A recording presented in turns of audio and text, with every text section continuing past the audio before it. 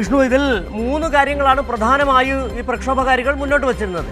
അതിൽ ആദ്യത്തേതായിരുന്നു ധർമ്മേന്ദ്ര പ്രധാന്റെ രാജി, രണ്ടാമത്തേത് NTA പിരിച്ചുവിടുക, മൂന്നാമത്തേത് ഈ കുടുംബങ്ങൾ ആത്മഹത്യ ചെയ്ത വിദ്യാർത്ഥികളുടെ കുടുംബങ്ങൾക്ക് ആവശ്യമായ നഷ്ടപരിഹാരം നൽകുക. ഇതിൽ 2 കാര്യങ്ങളിൽ ഇന്നലെ കേന്ദ്ര സർക്കാർ തീരുമാനമെടുത്തിരുന്നു. അതായത് 1 കോടി രൂപ വീതം നഷ്ടപരിഹാരം നൽകുന്നു. അതോടൊപ്പം തന്നെ NTAയിലെ 47 ഉദ്യോഗസ്ഥരെ ഇന്നലെ പിരിച്ചുവിടുകയും ചെയ്തു. തെറ്റിയത് കേന്ദ്ര സർക്കാർ തന്നെയാണ്. ദയാരഹിതമായി വിദ്യാർത്ഥികളെ മർദ്ദിച്ചത് രാജ്യം കണ്ടതാണ്. ഒരുപക്ഷെ ധർമ്മേന്ദ്ര പ്രധാൻ രാജിവെച്ചില്ലായിരുന്നുവെങ്കിൽ വലിയ പ്രതിഷേധത്തിലേക്ക് രാജ്യം വലിയ പ്രതിസന്ധിയിലേക്ക് പോകുമായിരുന്നു. മോദി ഭരണത്തിന്റെ അടിത്തറ ഇളക്കുമായിരുന്നു.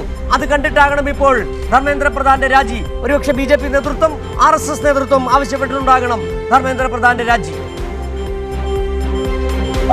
തീർച്ചയായിട്ടും അത്തരത്തിൽ തന്നെയാണ്.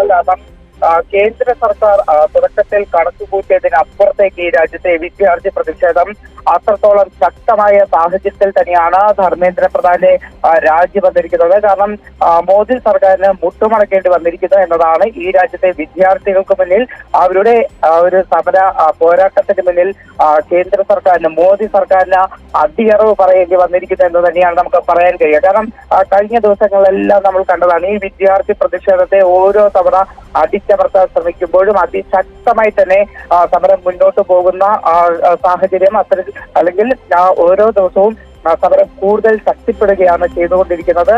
ഈ വിദ്യാർത്ഥികളെ ഇനി ഒരു കാരണവശാലും അടിച്ചമർത്താൻ കഴിയില്ല എന്നൊരു ബോധ്യം കേന്ദ്ര സർക്കാരിന്, മോദി സർക്കാരിന് വന്നിരിക്കുന്നത്. അതിന്റെ അടിസ്ഥാനത്തിൽ തന്നെയാണ് എന്തായാലും ഏറ്റവും ഒടുവിൽ ഇത്തരത്തിൽ ധർമ്മേന്ദ്ര പ്രധാന് തന്റെ രാജി നൽകേണ്ടി വന്നിരിക്കുന്നത്.